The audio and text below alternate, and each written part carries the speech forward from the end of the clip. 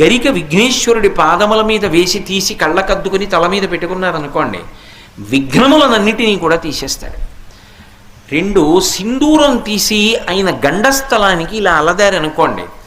సాధారణంగా విఘ్నేశ్వర పూజ చేసేటప్పుడు ఏం చేస్తారంటే అంత పూజ చేస్తారు, కానీ ఆయన బొగ్గలకి సింధూరం రాయరు. అలా పూజ చెయ్యకూడదు అని శాస్త్రం. మిగిలిన వాళ్ళకి బొట్టు పెడతాం, విఘ్నేశ్వరుడికి కూడా బొట్టు పెడతాం, కానీ విఘ్నేశ్వరుడికైతే గండస్థలం మీద ఈ రెండు పక్కల కొంచెం సింధూరం రాసి పూజ చేయాలి. హనుమకైతే పాదముల మీద సింధూరం వెయ్యాలి.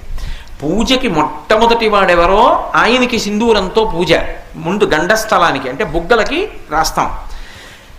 చిట్ట చివర మంగళహారతి దగ్గర హనుమ ఆయన పాదముల మీద సింధూరం వేస్తాం.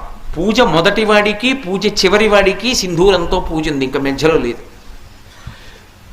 అమ్మవారికి వాళ్ళకి పాపట ప్రారంభం